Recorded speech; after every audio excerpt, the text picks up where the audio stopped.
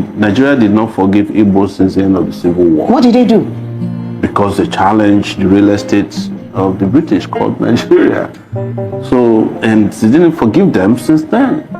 So everything that's been done after that, we know this is the unspoken truth about the country called Nigeria, that they did not forgive Igbos for the Civil War. The Igbos were the victims and they have forgiven the victims. So why is it difficult for the victors to... You are preaching to the choir. And because he had mentioned once that, in an interview, he had mentioned that the Igbos will never be president of Nigeria. There is a perpetual, narration to keep the Igbos where they are. Yeah, so no, it's not about even the presidency. If they find an Igbo man that is malleable, that can work in their interest, they can make him president if he doesn't have any power. You can be a president of, you can be a president of Nigeria and not have the powers of the president. When they wanted to destroy the landmark, who was the minister in charge? It's not an Igbo man. And Moka is Igbo speaking, also fighting. It's easier for them to use an Igbo man to carry out. If it was done by a Yoruba man, the uproar would have been worse. But you find an Igbo minister of works to help you demolish Igbo businessman. You say, can't you see them? So it's easier that way. It's manipulation. It's how Nigeria manipulate people. But I'm not saying that if he was a Yoruba minister, he cannot demolish. They will do it too. This is easy. Anybody could have done it as long as there's an agreement to do it. Because beyond just ethnicity, there's also an elite conspiracy against Nigerian people. See, I'm not going to say anything. I'm just going to allow you to watch it the way he said it, because honestly speaking, this thing is really getting out of hand. This is the same Sowore that came out just a couple of months ago, about 2 months ago, and said that there is a secret memo against the Igbos that they can never assume a higher office in Nigeria. And after he said that, no politician came out to debunk or say that that news is a lie. And today, Sowore has come out to talk another one. Hey! And in case you don't know, Sowore no be ordinary person. No. Sowore was once a presidential aspirant in Nigeria. Yes. So, no be saying ordinary civilian, no be saying ordinary person will be like me and you will not sabi anything. This man knows some of the intels of, those higher offices. So he has come out to talk about another one again, about the Igbos. So please, I want to beg you to watch this thing. Why I don't want to analyze it too much is that, so that you hear it from the horse's mouth. Because if I talk it now, if I say it now, some people will come out and, be against me and that, oh, we are trying to speak for our people. This one. But I want you to hear it and know also that this man, Sowore, is not an Igbo man. He's a Yoruba man. I hope you are aware. Anyways, please, just sit back and watch this thing, because you need to know what is happening now. You need to know what is happening. The worst thing that can happen to any person living in Nigeria now is not to get informed of what is happening. Please be informed. And that is why I tell people, subscribe to this channel. Yes. Watch news. Listen to news. Know what is happening. Anyways, please watch this video. You need to go far. You know how they brazenly talk about election in this country. There was a time the Oba of Lagos said the people don't vote for Igbos who don't vote for them will be driven into the lagoon. So what else do you want them to say? You see them on Twitter, they have handles that are dedicated to attacking other ethnicities. So you think they're unapologetic about this? They're not. And those handles have been linked to the Lagos state government people. But you're a Yoruba man. Why are you saying this about your people? I don't know why people just say that, because you're being a Yoruba person doesn't take my humanity away. But you must understand that this is not just about landmark. There's an Igbo problem in Nigeria. That's why they're holding Nnamdi Kanu. What's your take on for asking Nnamdi Kanu's perpetual detention? And then we are rehabilitating Boko Haram commanders. He said 120,000 of them have surrendered with foreign currency in their hand. And you have rehabilitated them.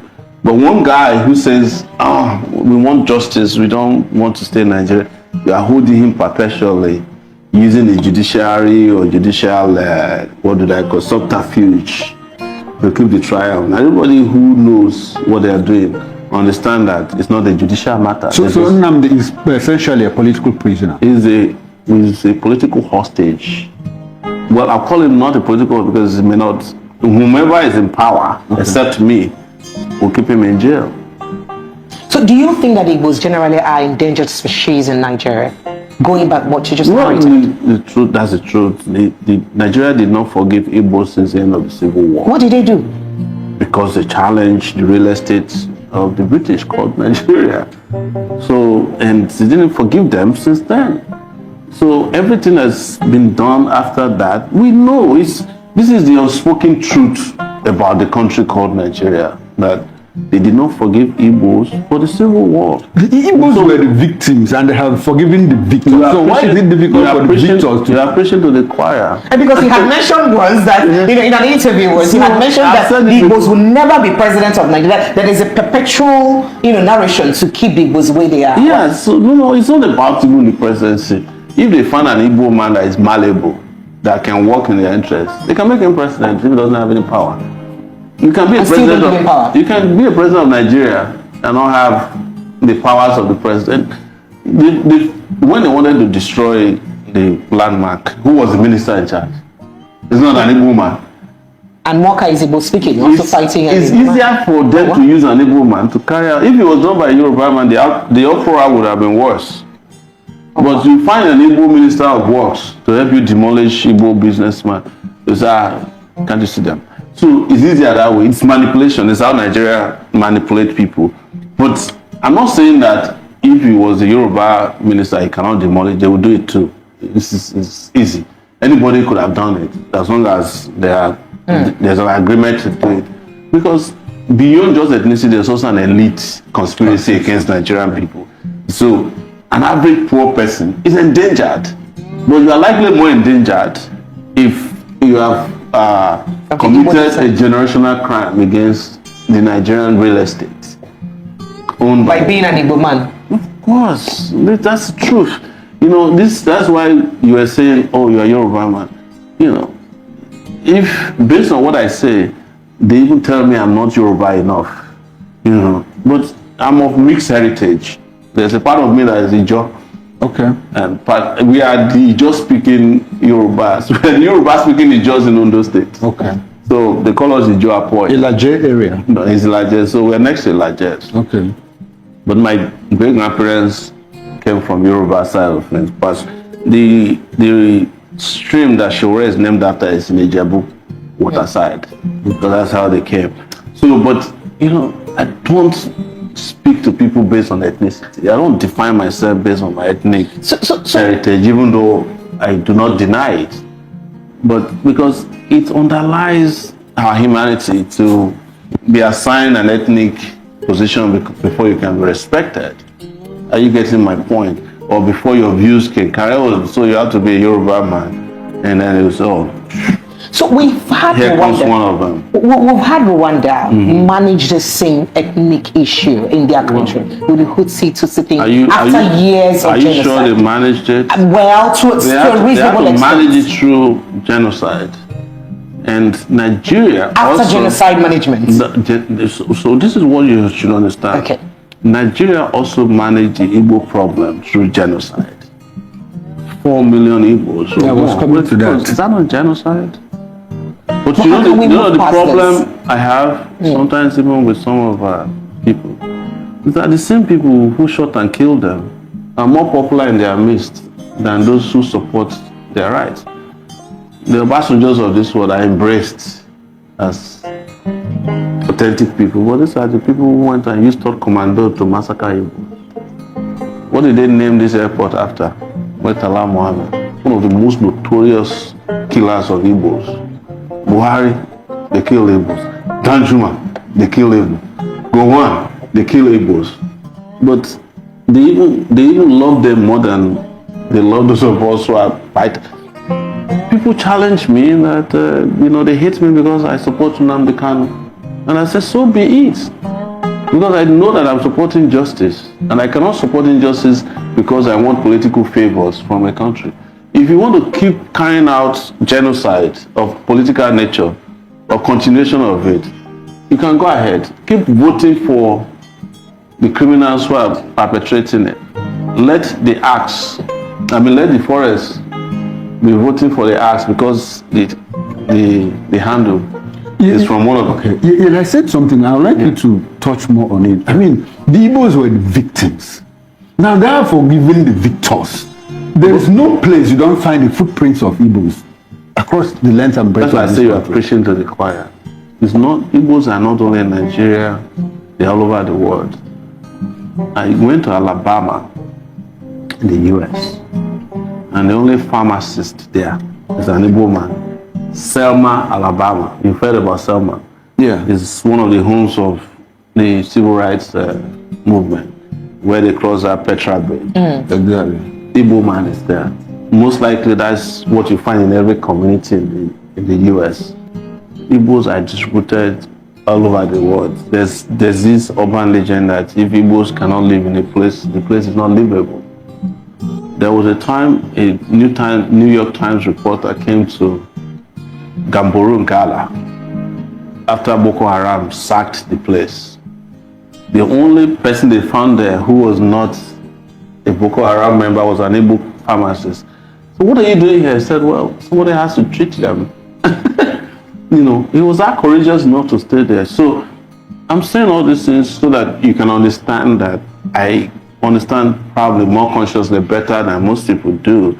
And that informs the reason I can speak categorically about the victimization of Igbo. Otherwise, it is a taboo. Politically, it is incorrect to say that Igbos are victimized by an average Nigerian. Okay. All right. Yes. So let's Because go straight. nobody wants to hear the truth.